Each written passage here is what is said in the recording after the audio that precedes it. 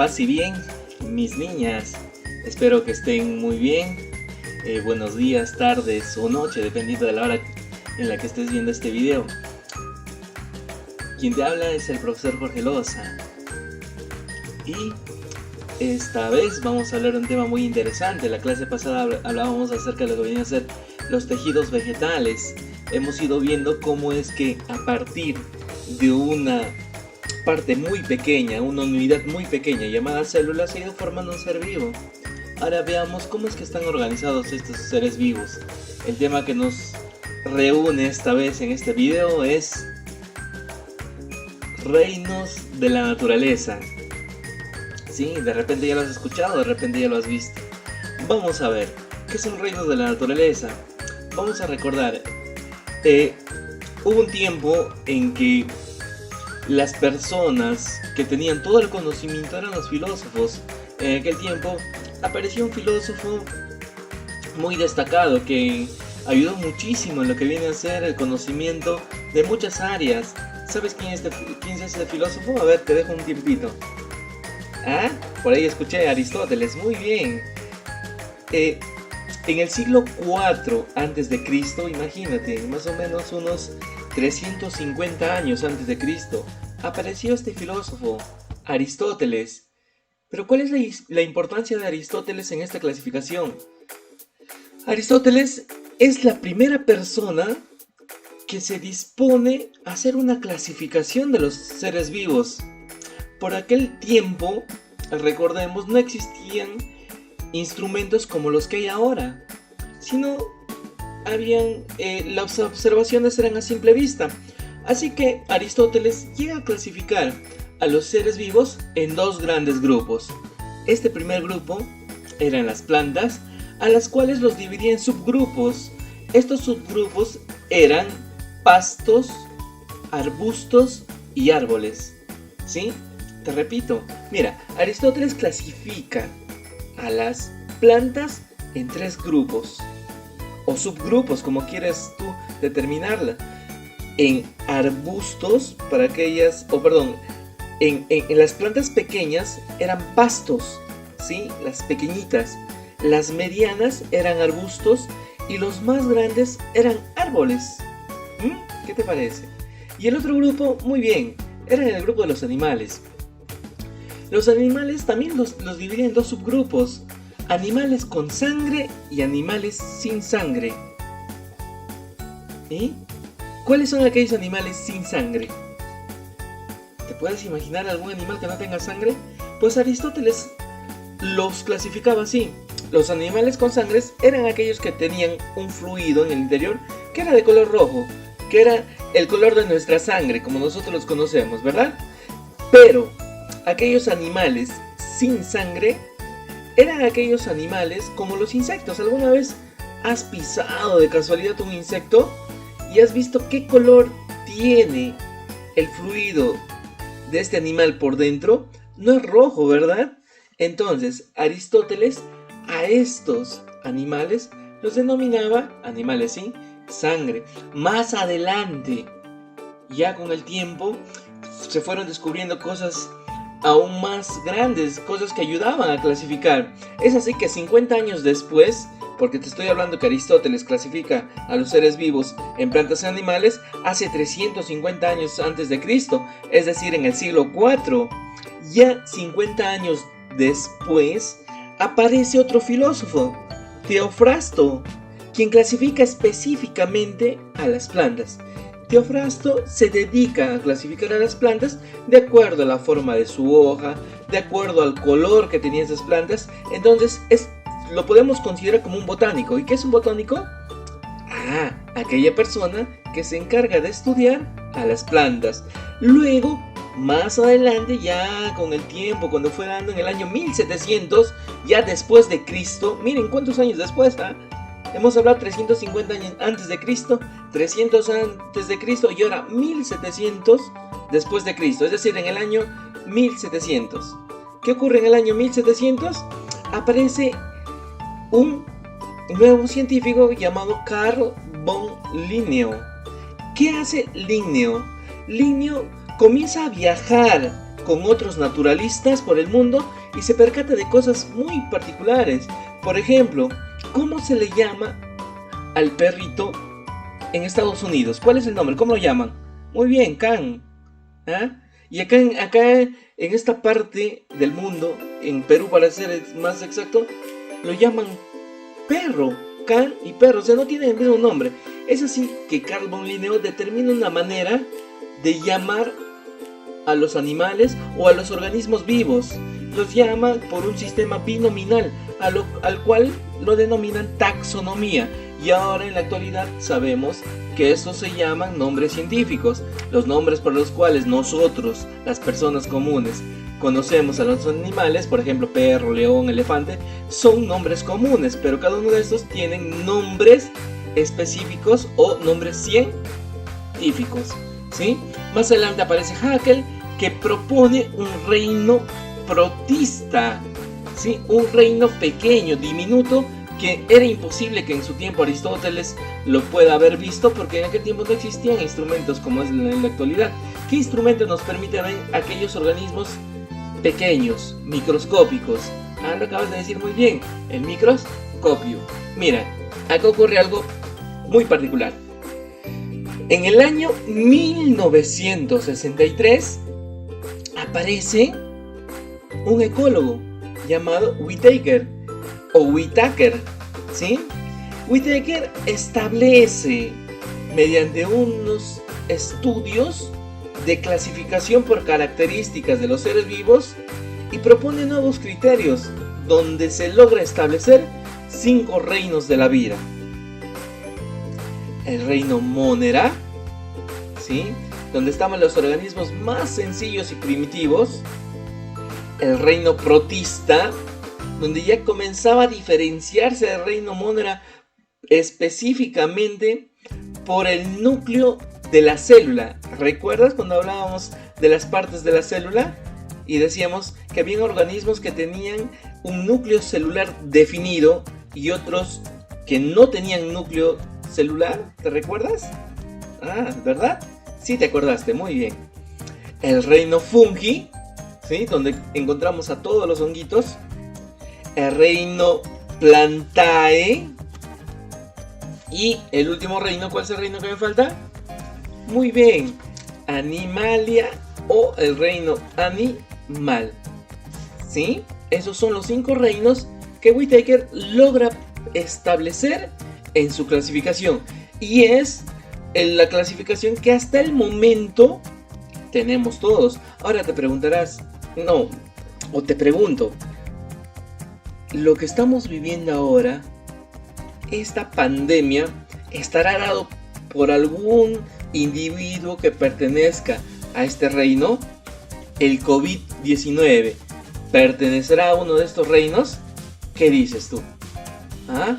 Y si es sí, ¿a cuál de estos crees tú? Listo, a ver, recordemos. ¿Cuántos eran los reinos? 5, muy bien. ¿Cuáles son esos reinos?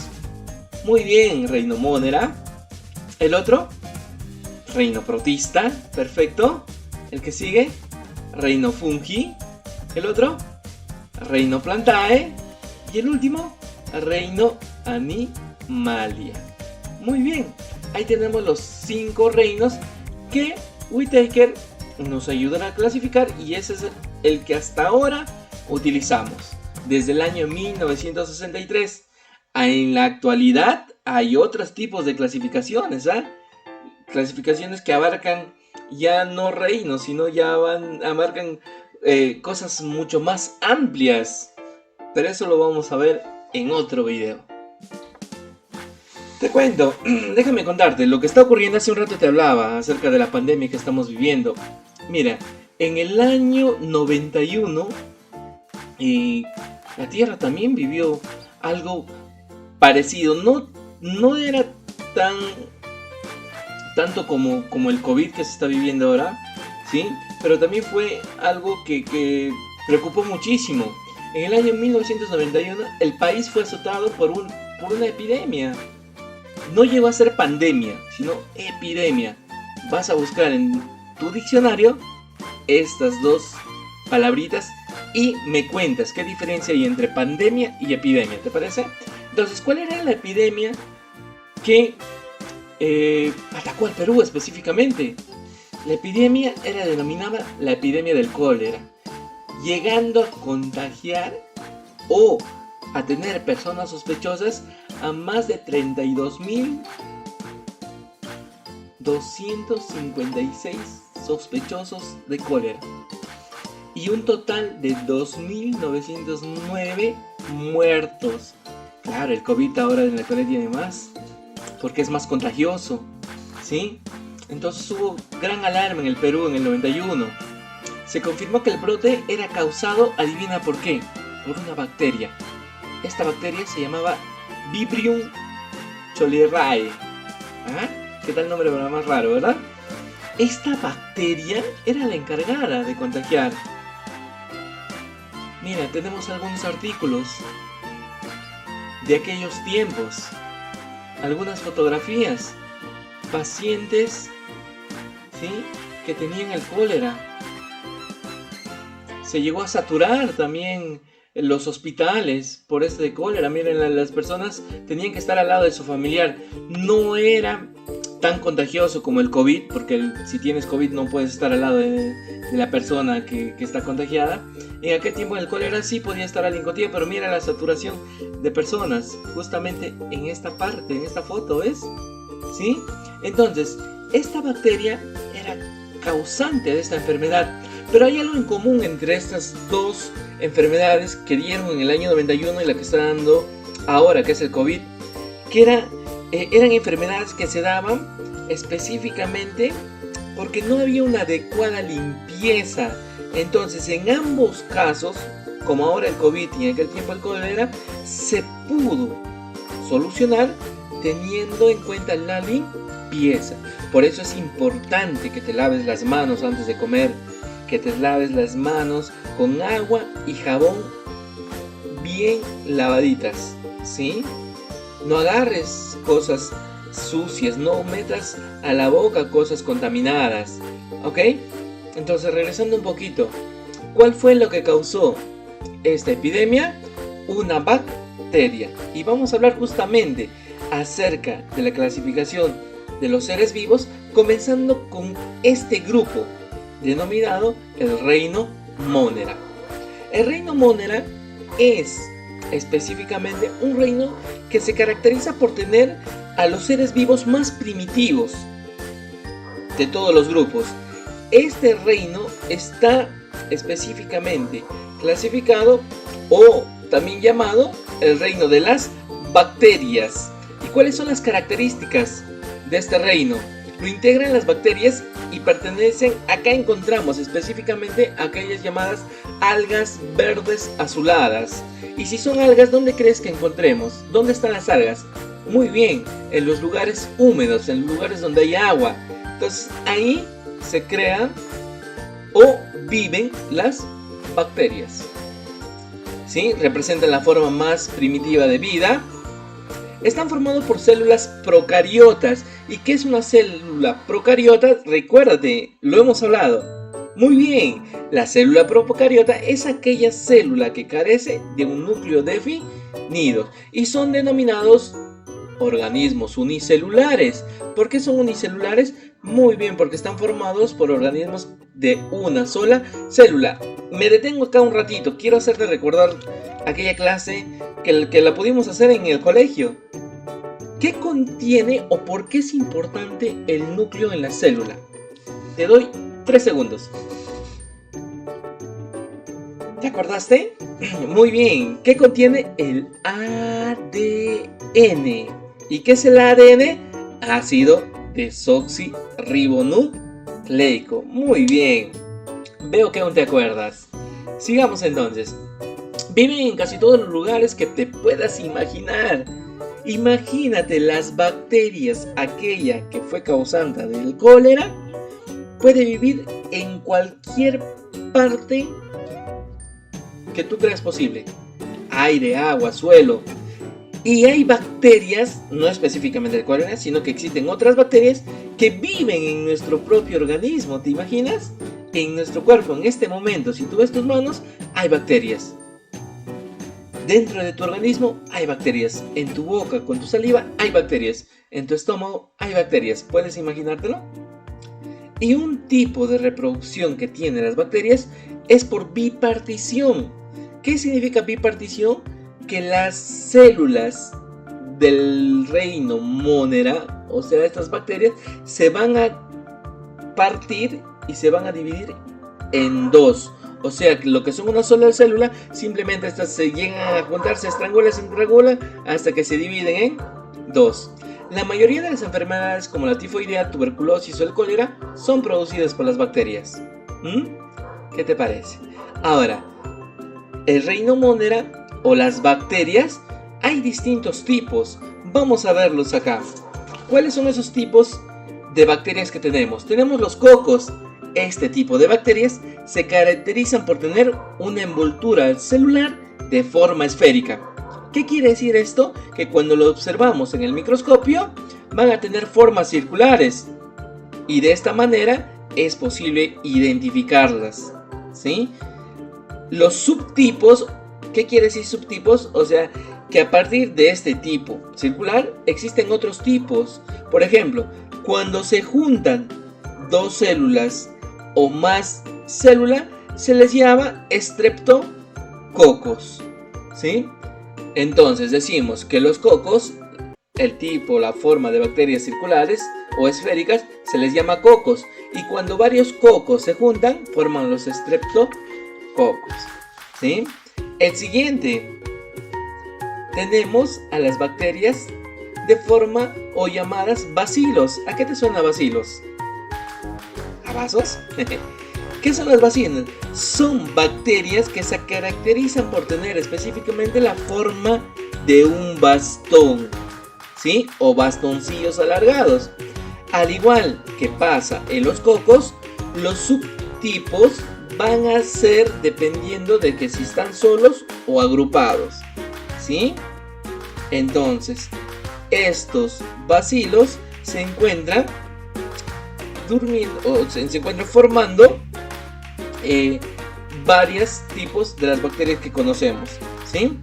Tenemos otro tipo denominado vibrios.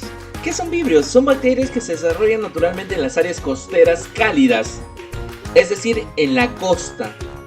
¿Por qué? Porque le gusta estar en las aguas. ¿Qué tipo de agua? ¿Has probado el agua de mar? ¿Alguna vez han ido al mar? ¿Y el agua de mar qué sabor tiene?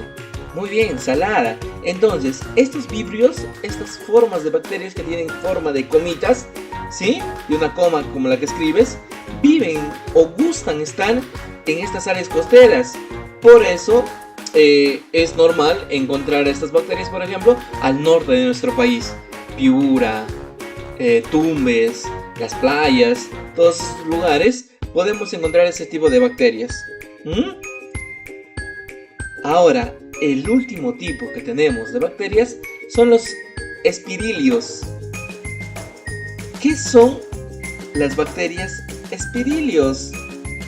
Tienen forma espiral, ¿sí? Los más simples pueden ser encontrados en ambientes acuáticos, particularmente en aguas estancadas, aunque también se pueden hallar en sitios poco salubres. ¿Qué queremos decir con poco salubres? Que los encontramos este tipo de bacterias en lugares donde no has limpiado bien, ¿sí? Ahora, ¿por qué pueden vivir en estos lugares? Porque requieren poco oxígeno, ¿sí? Requieren poco oxígeno, por eso es que pueden vivir en cualquier lado. Por eso es que las bacterias se les encuentra en cualquier lugar. Entonces, recapitulemos, recordemos, existen 4 tipos o clases de bacterias. ¿Cuáles son? Muy bien, los cocos, los bacilos, los vibrios y los espirilios, ¿sí? Ahora, hay bacterias patógenas. ¿Qué significa bacterias patógenas? Patógena significa que causa enfermedad, ¿sí? Una bacteria que causa enfermedad se le denomina bacteria patógena. Por ejemplo, estas bacterias patógenas pueden causar difteria, tétanos, tuberculosis, el cólera que hablábamos hace un rato. Por eso es importante la limpieza, la higiene, que tengas una manera de estar limpio, lavarte, limpiar el cuarto, arreglar, ¿sí? Siempre lavarse las manos, lavar las cosas que vas a comer antes de que te las comas, las frutas, ¿sí? Pero existe algo más en las bacterias. Hace un rato te dije que las bacterias en tu boca, si tú ves tu saliva, hay bacterias. Dentro del estómago hay bacterias. ¿Por qué? Porque no todas las bacterias son malas. No todas las bacterias son malas. Hay bacterias que nos ayudan. Es más, las bacterias están muy presentes en muchos productos que nosotros consumimos. ¿Ah? Las bacterias desintegran la materia orgánica para convertirlas en inorgánica, las cuales son usadas por las plantas en la fotosíntesis. ¿Cuáles son esas materias inorgánicas? Muy bien, el oxígeno, el dióxido de carbono, el agua, ¿verdad? Entonces, las bacterias ayudan a que esta materia orgánica pueda ser desintegrada para que las plantitas, una vez que han sido desintegradas, han sido convertidas en inorgánicas, las plantas las pueden utilizar y poder realizar la fotosíntesis. ¿Y qué es fotosíntesis? Es el proceso por el cual la planta va a elaborar su alimento, ¿sí? Existen bacterias también que nos ayudan, como les decía hace un rato, en algunos alimentos que ingerimos muy a menudo. Es el caso del yogur, el queso, el vino que papá y mamá toman y la mantequilla. Todos estos productos son preparados o son gracias a las bacterias que ayudan a formar estos alimentos. ¿Qué te parece? En nuestro intestino hay bacterias que nos ayudan a digerir algunos alimentos. Si no fuesen por estas bacterias, nuestros alimentos se quedarían ahí, nos hincharíamos, ¿no? Entonces las bacterias ayudan a digerir estos alimentos. ¿Ah? ¿Qué te parece? Entonces las bacterias no son todas malas. Y déjame decirte un dato extra por ahí. Existe en nuestro cuerpo mayor cantidad de bacterias que células. ¿Qué te parece? Existen más bacterias en tu cuerpo que células. Es así como vamos terminando esta parte. Te pido que por favor que leas muy bien la información que he enviado en tu separata y rellenes las preguntas que tienes ahí. Te agradezco el haber escuchado con atención este tema y ruego a Papá Dios que esto se termine pronto y nos volvamos a encontrar. Recuerda, estamos en un momento en el que tenemos que tener mucho cuidado. Lávate las manos con agua y jabón. No te expongas. No salgas por gusto a la calle, a menos que sea necesario. Ya falta poquito para que todo esto termine y volvamos a encontrarnos. Hasta la próxima, mis niñas. Bendiciones. Chao.